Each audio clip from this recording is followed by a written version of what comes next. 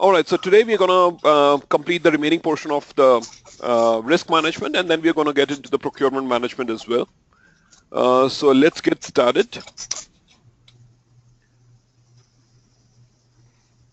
We have completed yesterday regarding the EMV calculation, the earned value management. Today we're going to talk about, today we're going to talk about the modelings and simulation. So here we have. Now, modeling and simulation is whenever in a project, whatever you're doing, you're coming up with a new product or a service. Yes, you're coming up with a new product or you're developing a new service. Now, whenever you're coming up with a new product or a service, there is always a possibility that, whatever task that you do from the work breakdown structure that you've completed, which goes to the work package level, below that level, you have the activities. When you sequence the activities, there is always a chance that you would be able to complete each activity, the time frame that you have given out over there. It's not generally fixed. If you say it's going to be done in 5 days, it doesn't mean that you would take exactly 5 days. Best case, you might be able to do it in 4 days. Most likely, you might be able to do it in 5 days. And if there are multiple risks which impact that particular activity, you might take around 8 to 9 days, right? So the time frame might vary. What is the most optimum time frame for the entire project that is required? If it comes out from the system, if it comes out from the computer, that is called as simulations. Simulation is the environment which we create in a controlled, it's a controlled computer environment that we create for us to understand how much would be the time, how much would be the cost required for me to complete the entire project. So this type of analysis is performed when the actual cost of performing activities may have multiple variables and cost immensely to actually perform feasibility in reality.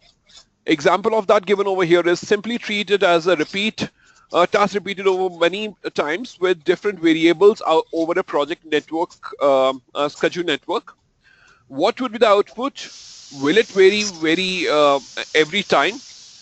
Though repetitive of tasks many times will give us the precise range of many days plus or minus it would take to accomplish that. Now let me try to explain it using using a pen over here. So every activity we discussed some time ago as well regarding the PERT, program evaluation, the review technique. We said program evaluation, the review technique is most likely plus optimistic plus pessimistic divided by 3. And the beta distribution is most likely you can multiply with 4 and instead of 3 divide this by 6. In simulation for each activity, let's say we have activity A, B, and C. These are 3 activities that we have. For each activity, you have to enter most likely, optimistic, and pessimistic values. So you enter the value over here, optimistic as, let's say, 3 days, most likely as 5 days, and pessimistic as, let's say, 7 days. This is all that you're doing in the computer. And then again, for activity B, it let's say is 4, 5, and 8, and this one also is, let's say, 3, 5, and 9. Now, computer, instead of saying that your project is going to take 15 days, it will make the calculation based on the other values as well. It will say 3 plus 5 plus 7 divided by 3, 4 plus 5 plus 8 divided by 3, 3 plus 5 plus 9 divided by 3, and then all that added together will be considered as the expected time frame for completion of my project. Now that is the help of that's the help that we get from the simulations. It helps us look at all the variables, all the risks which can impact my project, and whatever we are doing in Excel will not give us any kind of Excel. You have to do all the calculations yourself. Simulators does all the calculations for you. It takes all the input from you and does the calculation for you so that you are not making any mistakes and come up with the result. The only simulation which is supported by PMI, whenever any question comes from in PMI regarding a simulation, the only option that you have to select is Monte Carlo simulation. So, any simulation which is supported in PMI is the Monte Carlo simulation. What is that simulation? Monte Carlo simulation is based on this 3-point estimation, which is also known as program evaluation, the review technique. So what is the formula? Is it like most likely optimistic, pessimistic by 3, or is it by divided by 6? It is divided by 3. Okay. 3-point estimate is nothing but Monte Carlo simulation. Yes. No, not really. 3-point estimation, we won't say 3-point estimation is Monte Carlo simulation. Monte Carlo simulation is based on 3-point estimation. Oh, Monte Carlo. Okay, Monte Carlo. Okay, got it.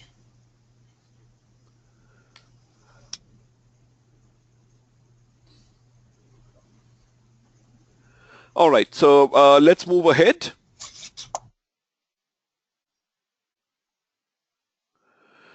So now we have understood the different risks. We have identified the risk. We have identified the value of each risk. We have done the qualitative and quantitative risk analysis. Now, what is the point in finding out the qualitative and quantitative risk analysis? What is the point of finding out what would the impact of the risk unless we plan for the risk, right? We have to plan for what are we going to do with the risk. We need to understand what is the different approaches that we can take for different risks.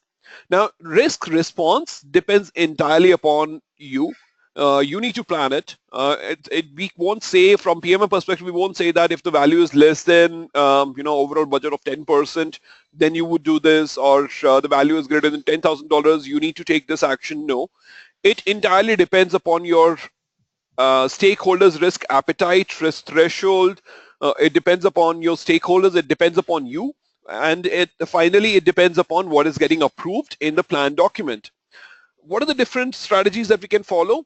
There are different strategies for the negative risk, positive risk, right? So there are different strategies that we have. Let's look at the strategy for the negative risk here first.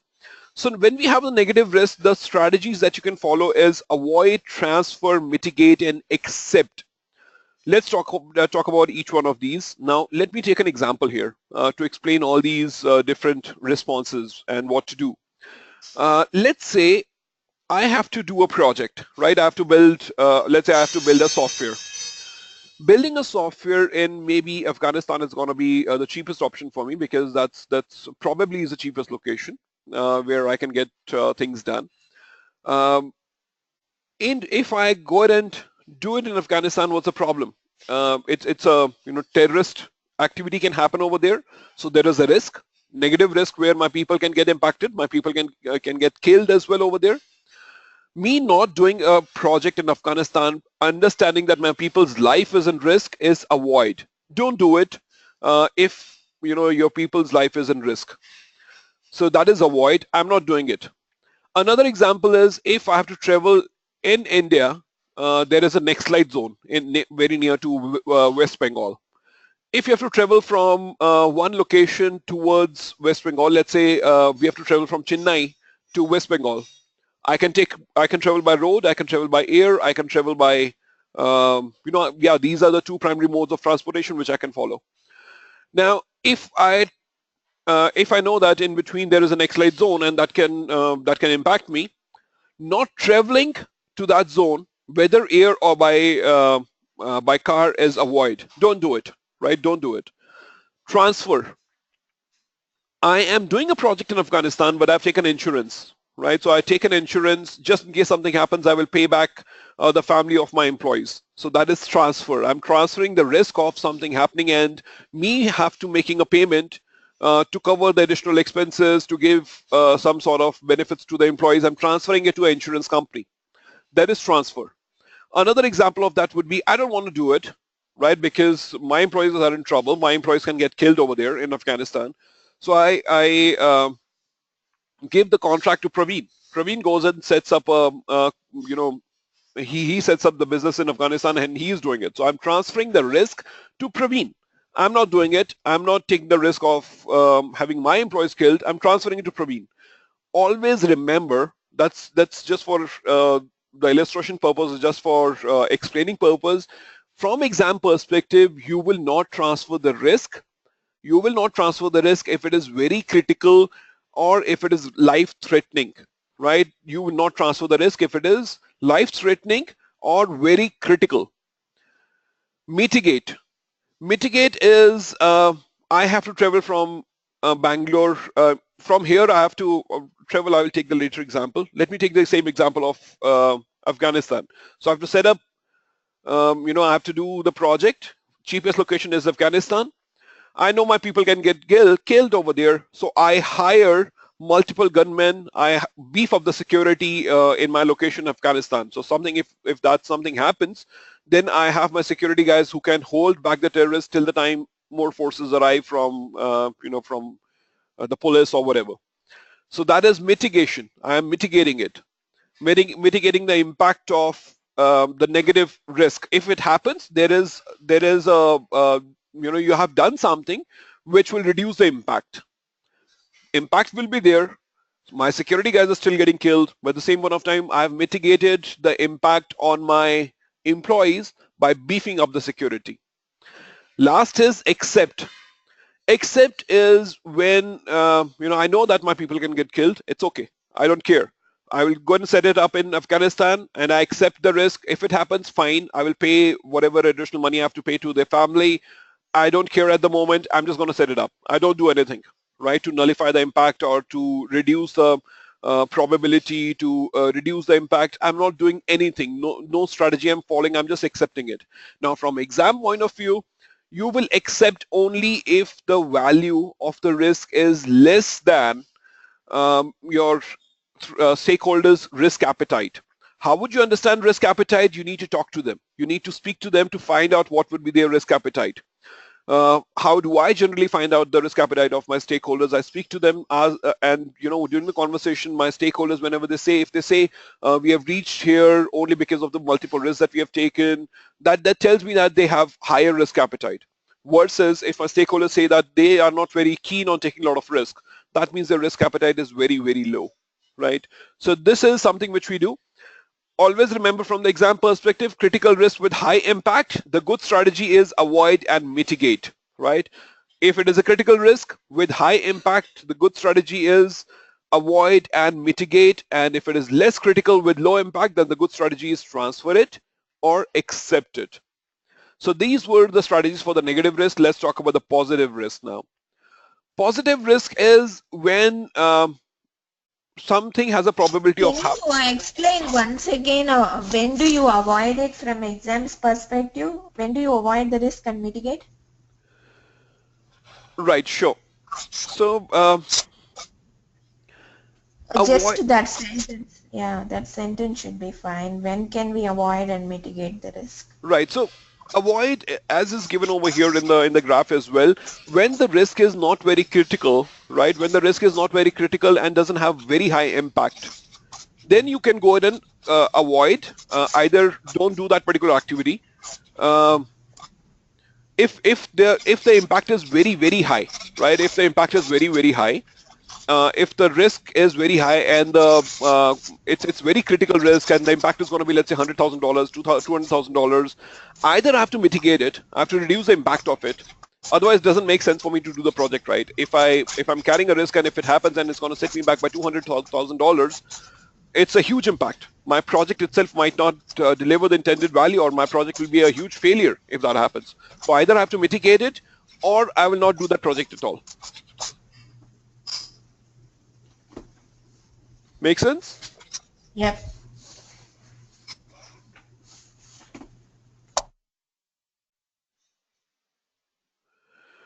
Right.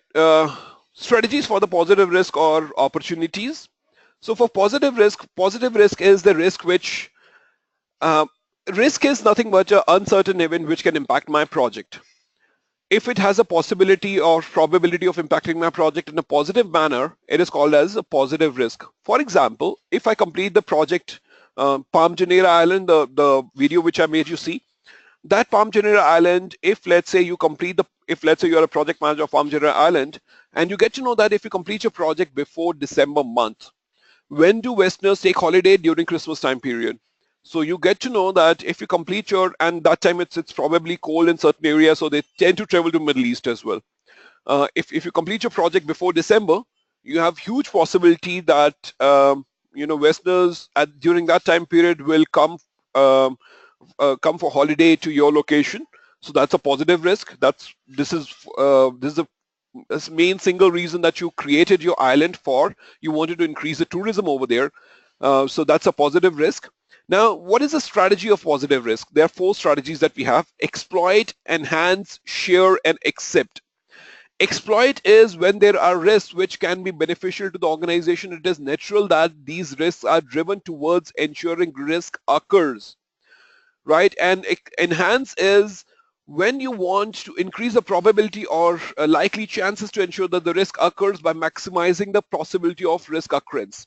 Now, what is the difference between exploit and enhance? Let me take the Palm Jumeirah Island over here, example of Palm Jumeirah Island. Exploit is, you know that the people will come, the people would come to your island. So you have the possibility in your mind, if you complete the project before December month, you would try to ensure that your project is completed before December month. That is exploit. You would want to complete your project before December month, but you're not doing anything to increase the chance of people coming to your island during that time frame.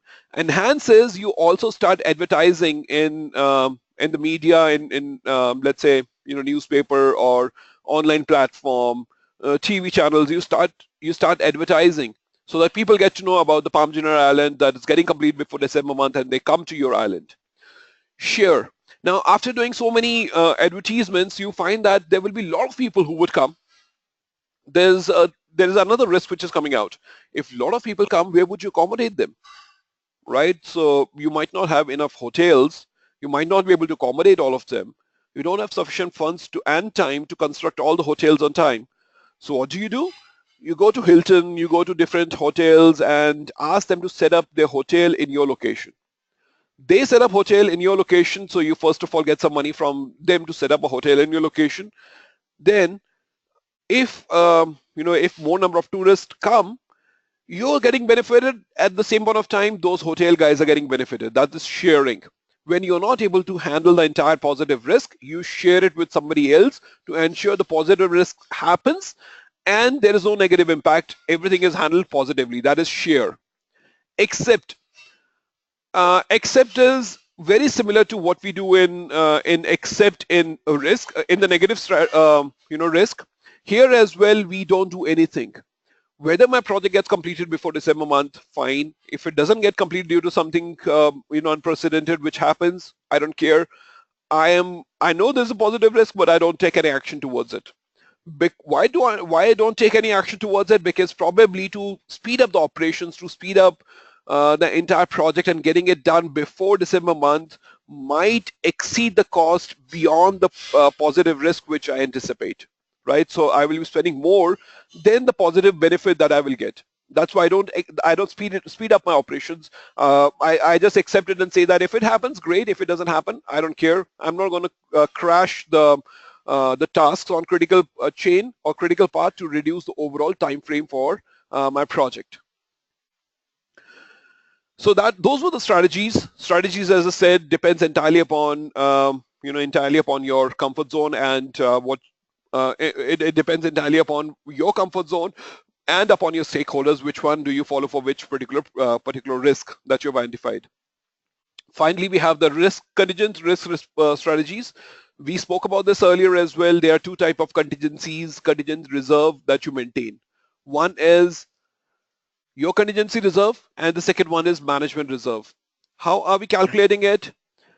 So for each of the activities, let's say you have the activity A, activity B, C, D. These are the activities that you have to do to complete your project. Activity A has a risk and impact. So impact and probability for each risk that you've identified. This is only for your known risk, right? So if you know about the risk, you will know about the probability and the impact. Overall, you will calculate a value which comes out to be, let's say, by multiplying for each risk, you multiply the impact versus the probability, you let's say come out with $1,000. Overall project cost was, let's say, $10,000. Overall project budget was $10,000. So this is the project budget that we have. On top of it, this $1,000, the additional that you have kept for reserve is called as the contingency reserve. Only if something happens, then you're going to utilize it. Only if risk happens, then you're going to utilize this contingency reserve. The logic behind contingency reserve was impact into probability. On top of this, a management reserve is kept, which is typically 10% to 20% kept by management, right? So we don't keep it, management keeps it. This is for unknown risk. Based on this, my overall budget and the time frame is decided. This is called as contingency response.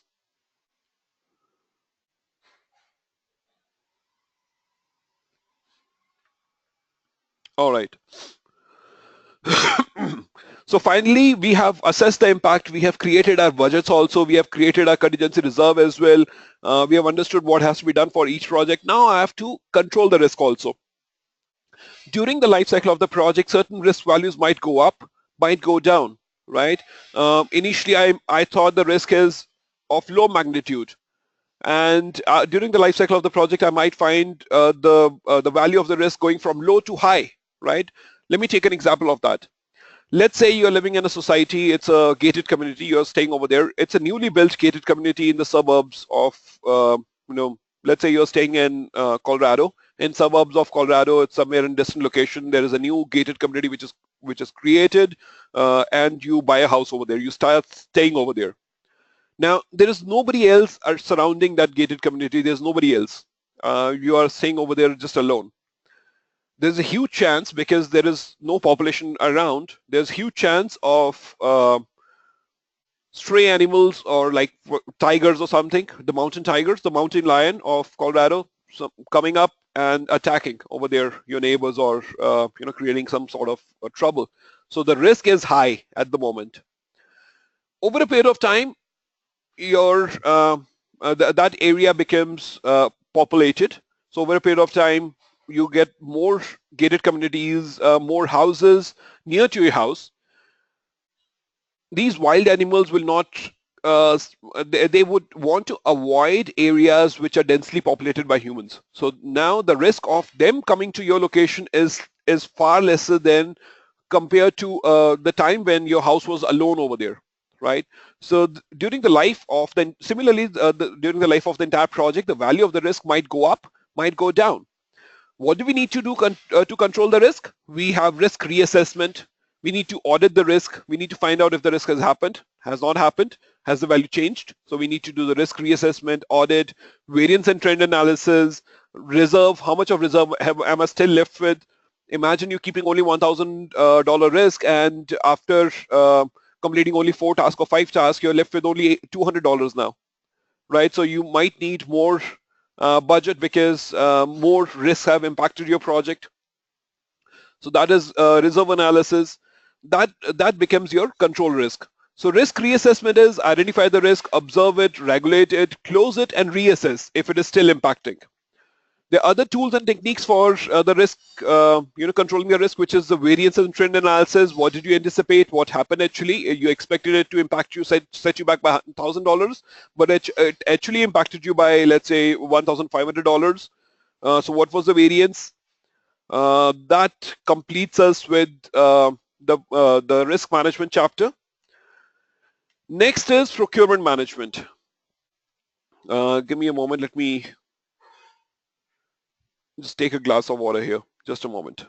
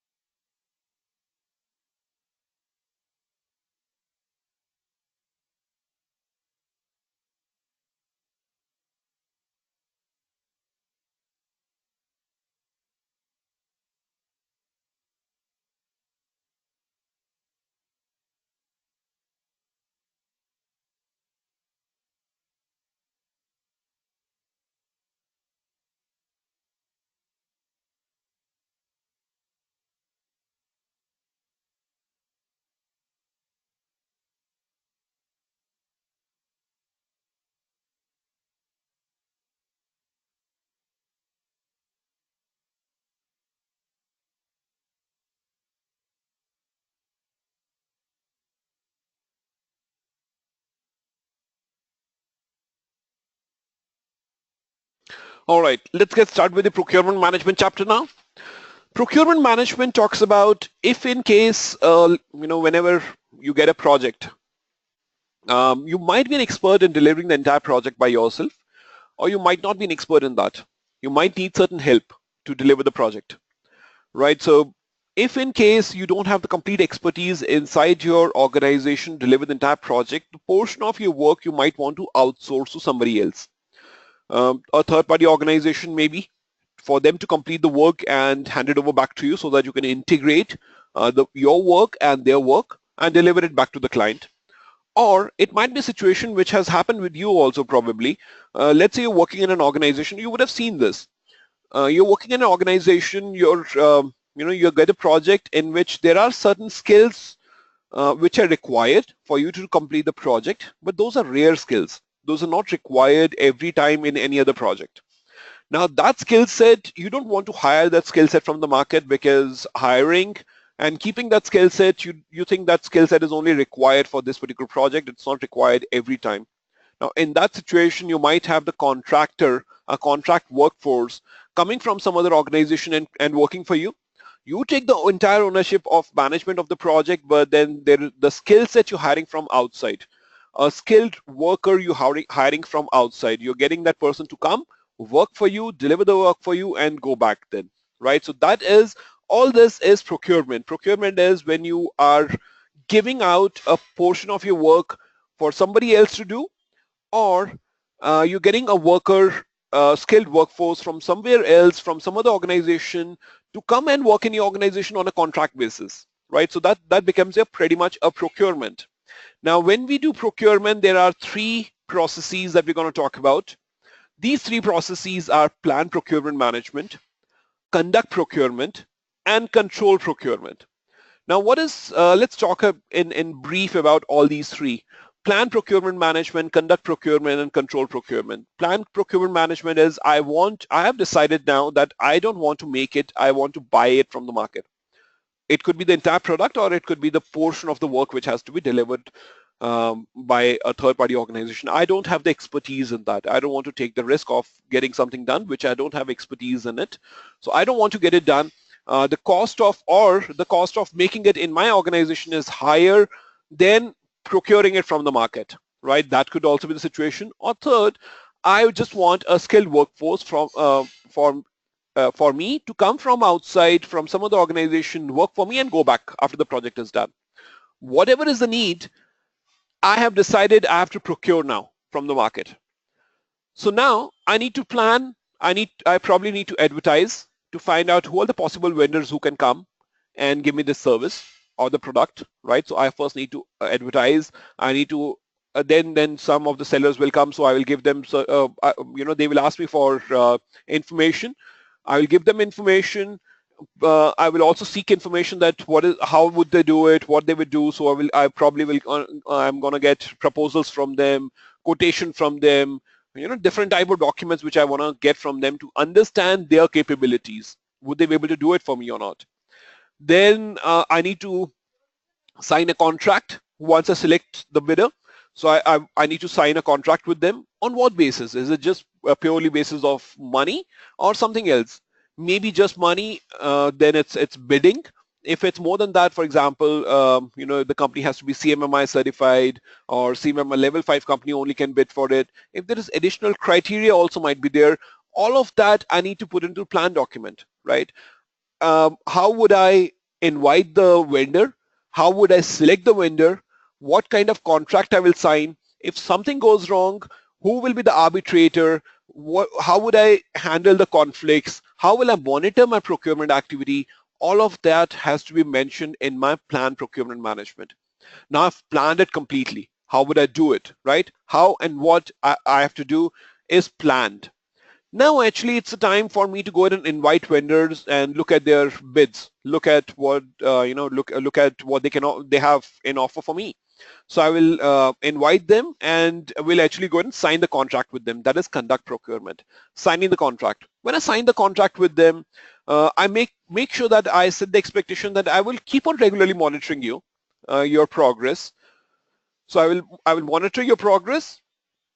If there is any dispute, how we'll handle the dispute. So all of that is mentioned in my contract while signing the contract, right? So that is conduct procurement. And once the procurement is conducted, and the life cycle of the project starts with the vendor as well. So vendor is now delivering some work for me. For example, now let's say you're building your own house. You want your house to be constructed, and you sign a contract with the vendor. It's not, your vendor says that it's going to take 2 years for him to complete the entire project. It's not that after 2 years you're going to check if the project is delivered or not. You will keep on monitoring it, right? You will keep on monitoring on a monthly basis what is the progress of your house. If you're going to do that for your house, why should we not do it for your organization? So we'll keep on monitoring the progress of the work on a regular basis. We'll monitor them. We will give them feedback, which has to be completely honest feedback about their progress, right? So this is controlled procurement. That is a life cycle of the procurement from a PMI perspective. Now let's talk about the plan procurement management. The key benefit is it determines whether to acquire support from outside, right? So it determines whether to go ahead and acquire support from outside, or should I do it? Of course, because I've decided that I have to acquire it from outside, that is why I'm planning procurement management. Otherwise, I would not have even planned for it. Otherwise, it doesn't make any sense for me to do it.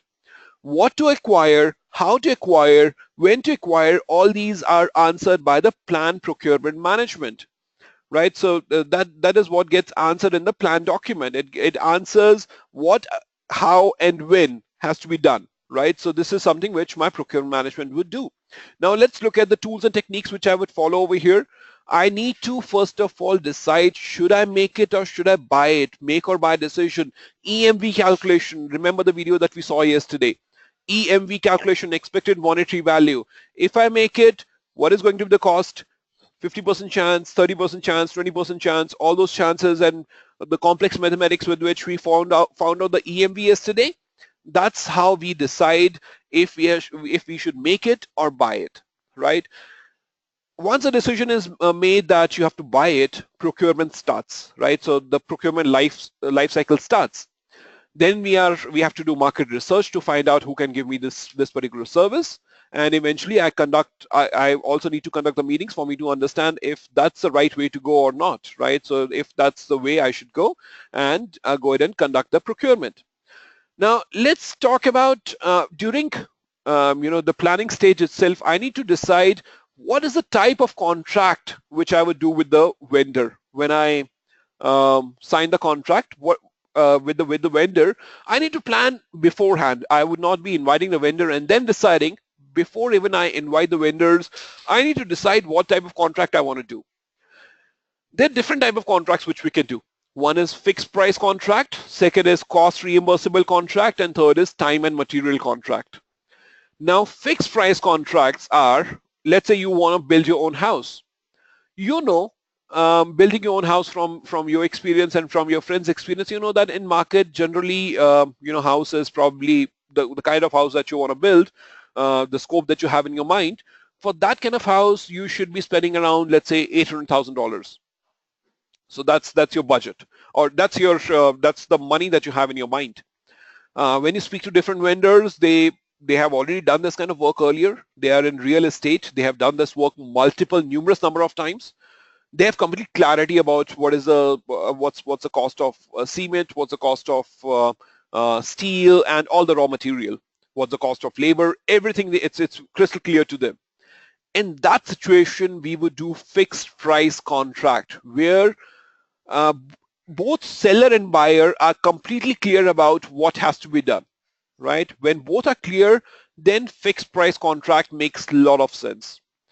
Different fixed price contracts that we have is FFP, which is fixed firm price. Build a house for me in $800,000, and the company agrees to it.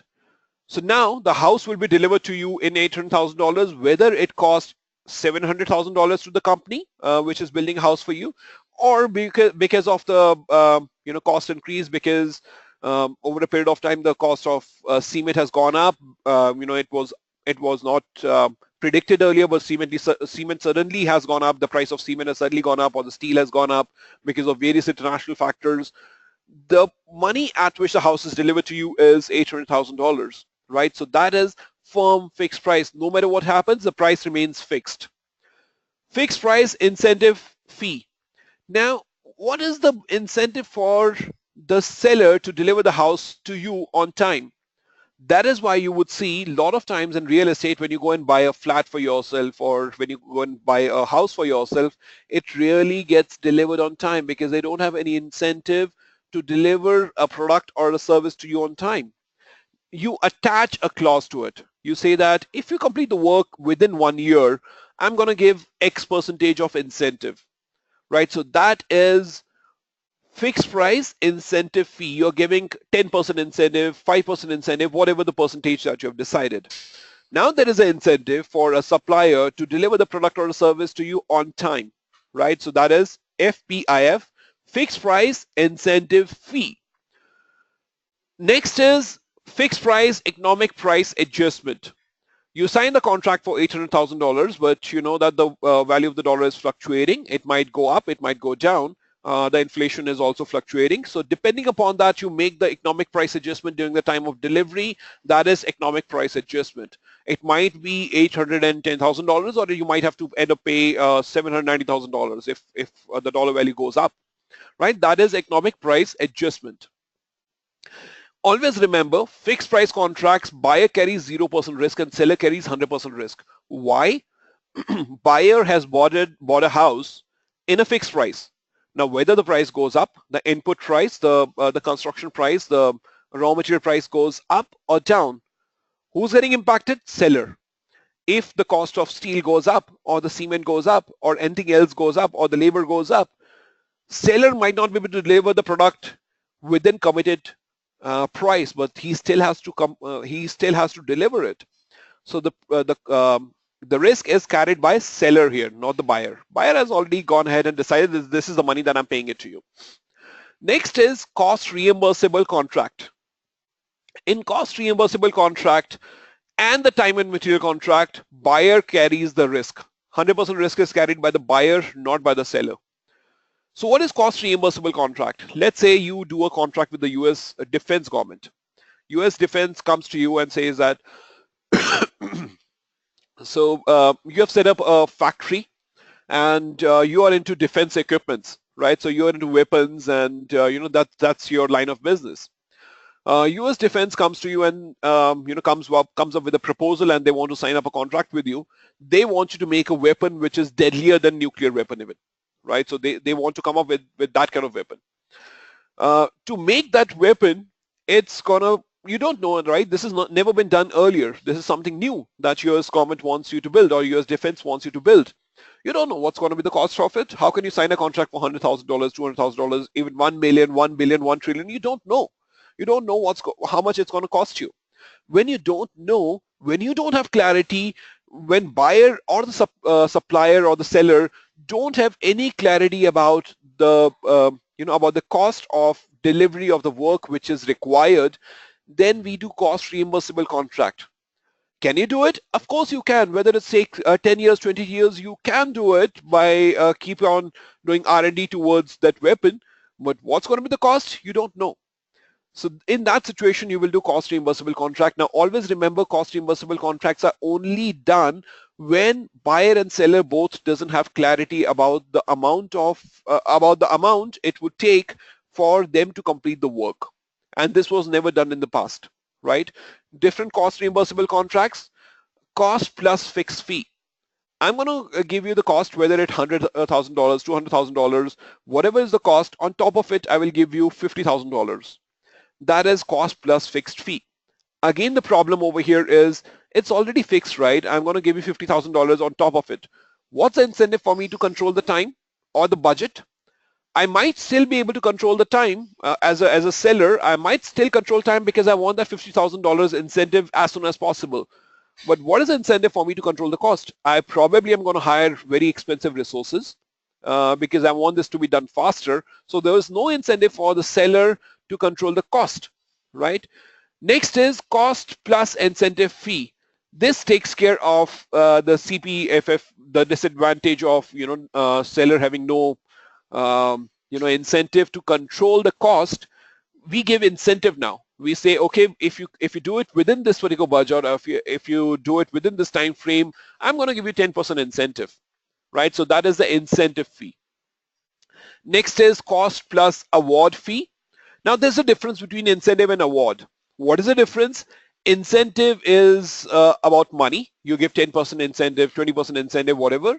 Award might or might not be money. It might or might not be hard dollar. For example, when we get award in the office, it might just be a piece of paper, right? It might just be a paper, we're getting a certificate. So that is the award. If you do this work within this time frame and within this particular budget, I'm going to give you another contract. I'm going to award you another contract, right? That becomes cost plus award fee. And then the next one that we have in this line for CPFF is CPF, cost plus fee. So this is CPAF is again, it's a percentage fee of the entire, a cost per percentage fee. It's a percentage of the cost. I'm paying some percentage on top of it, right? So CPF is the percentage of it.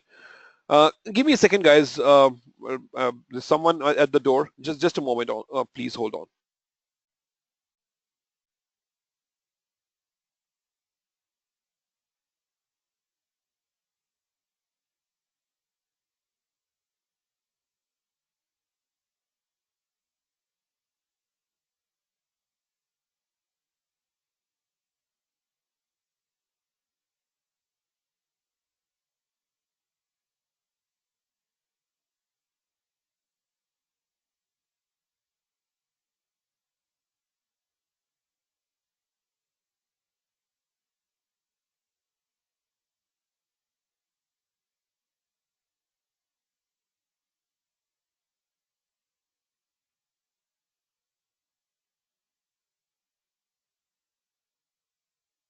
I'm sorry.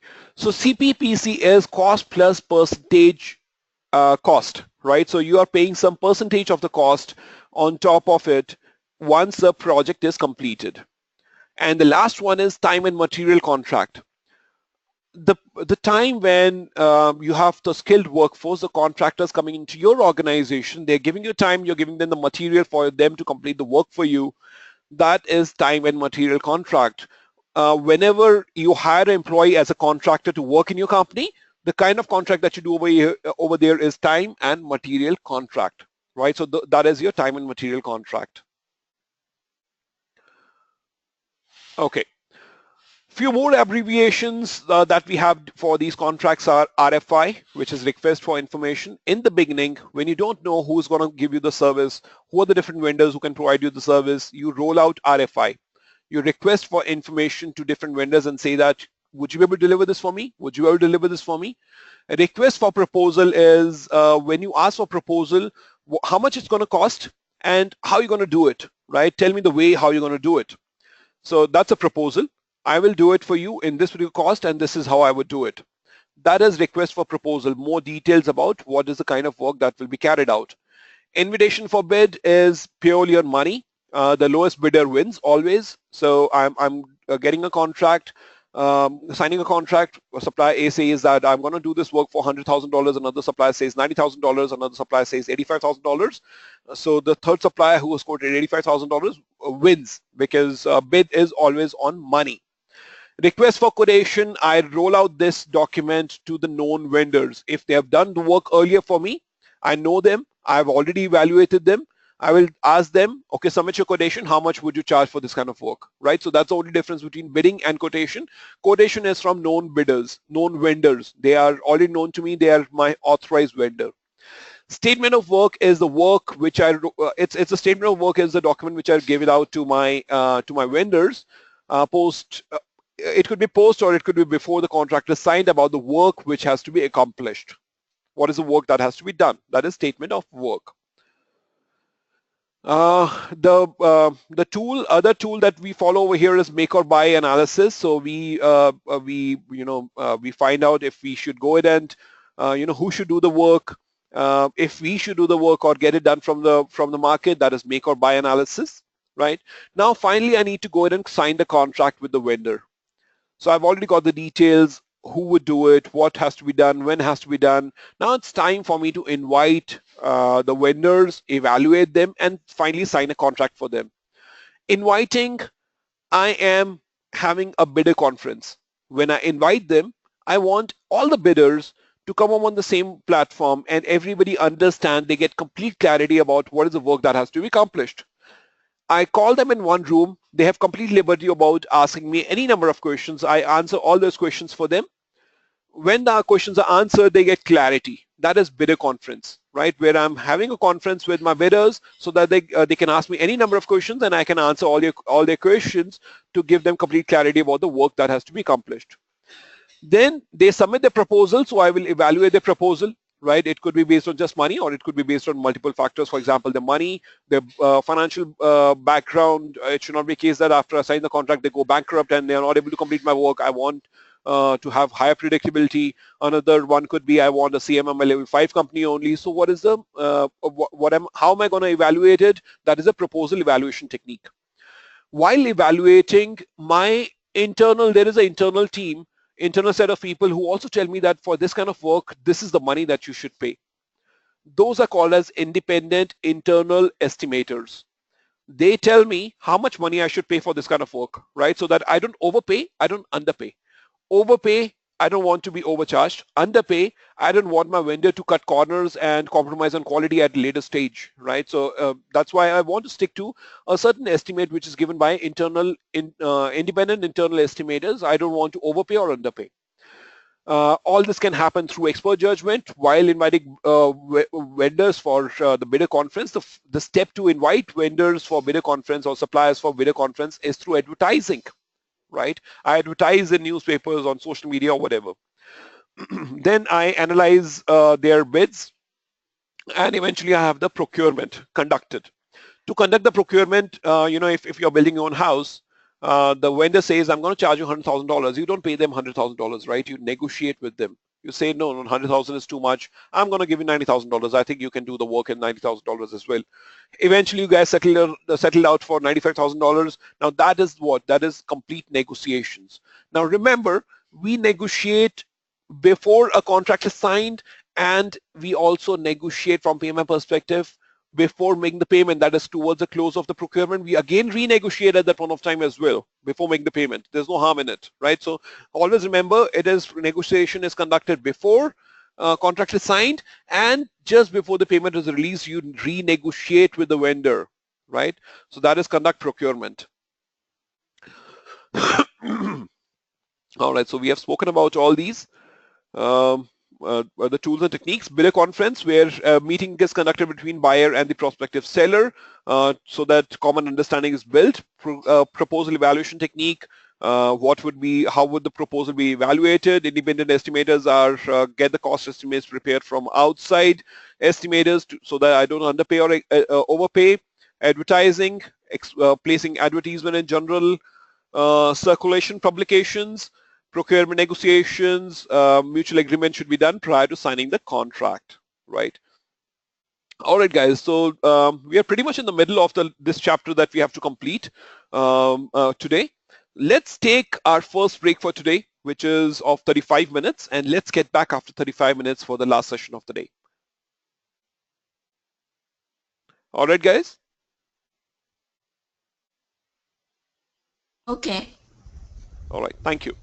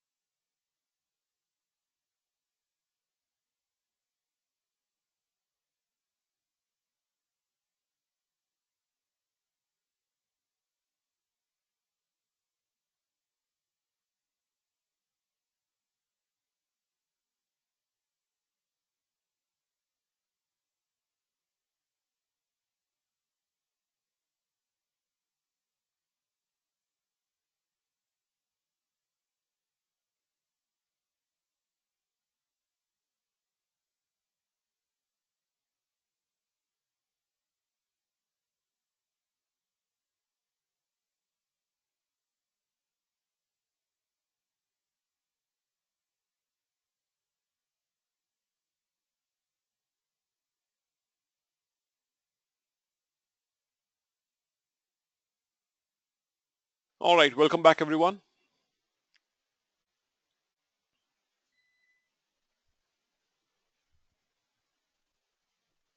Yes, I'm here. Yes, I think we are waiting for Praveen. Let him come, then we'll get started.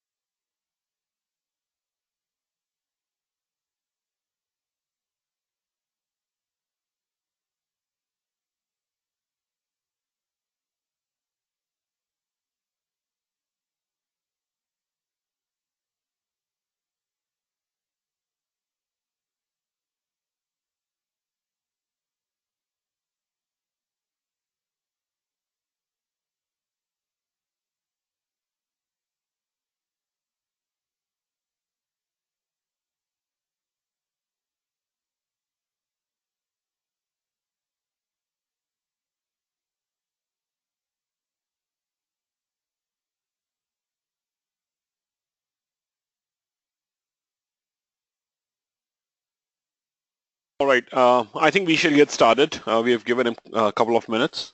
Let's get started. Any which ways after this, I'm going to share the recording as well. All right, so we were talking about the conduct procurement we are pretty much towards the end of the conduct procurement, in which we have conducted the procurement by placing the ads, speaking to our estimators about, the progress, about what should be the ideal amount that we should spend on the project. Hi, Praveen. Welcome back. So we did not cover anything till now. We're just waiting for you. You've joined at the right time. All right. So in procurement management, the next one is after we have signed the contract, we are going to control the procurement, right? What are the things that we do in control procurement? Let's speak about that. So in control procurement, if there is any change which has to be made, if there is any change in the contract that has to be made, for example, if the customer speaks to us, when the customer speaks to us and gets a contract signed, it's not that the scope is fixed, right? We never have the scope fixed. We are always open towards the changes, and just that the change has to go through a proper change management process, and then it goes through change control board. Change control boards take the decision if it has to be approved or rejected, or a decision is pending for next time. But change is okay. Similarly, when we sign the contract with our vendor, we are going to have change control system in place. We also want to ensure that their performance is reviewed. So we'll have procurement performance reviews where we look at their performance. We also give them the honest feedback about how the performance has been of their. So we will always be transparent and honest in our feedback to the vendor. To control the procurement, we also have inspections and audit. We will inspect the work that they're doing. We might also want to audit the work that they're doing, audit the quality that they are producing. We will give them the reports, so performance reporting of the vendors. Payment system.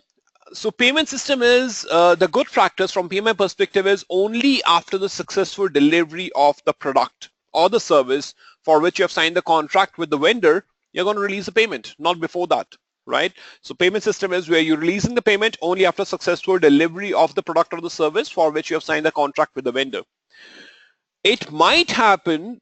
It's not necessary that your relation with the vendor are always going to be rosy. It's sometimes, it might go through certain challenges. In some places, you might not agree to the vendor. There might be certain disputes.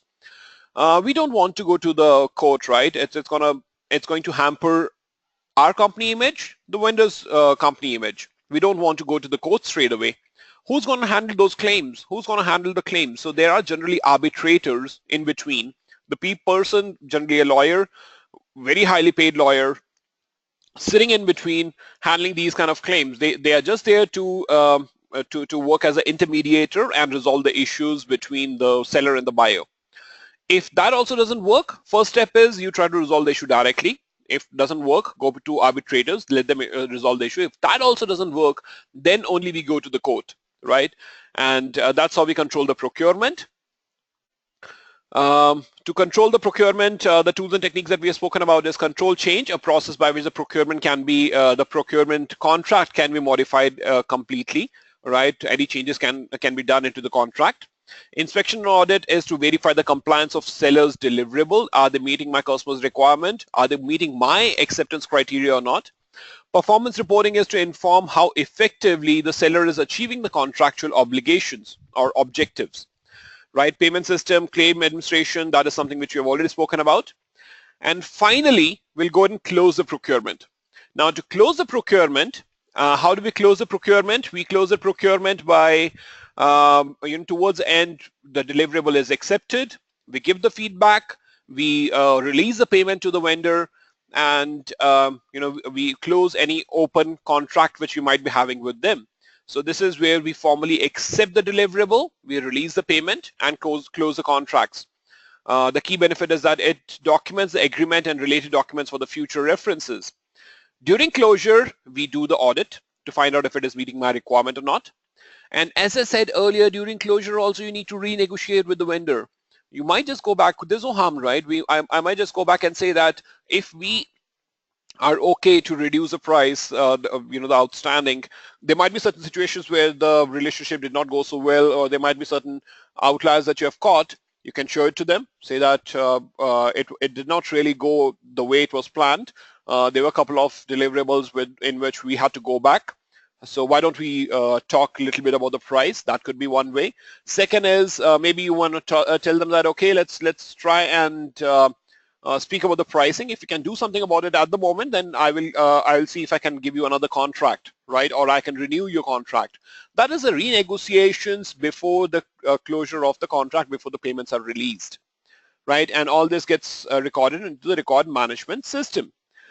So close procurement inputs are project management plan and the procurement documents. The tools and techniques are performance procurement audit, where we review of overall procurement process. Negotiations we do, primary goal is to settle the outstanding issue claims by negotiation. If cannot be done by direct negotiation, alternative dispute resolution, including mediation or arbitration, as we said earlier, if it is possible, if it is required. The least option is litigation in the court.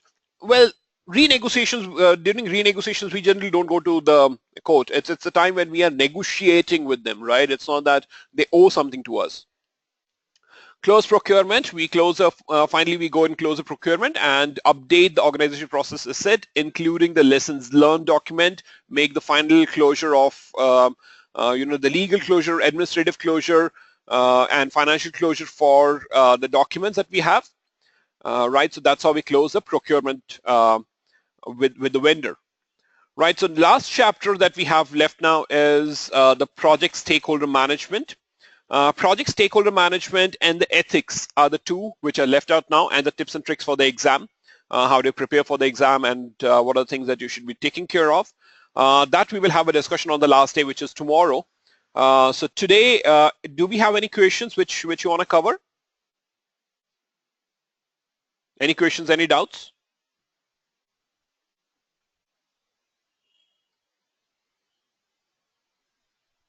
From anyone?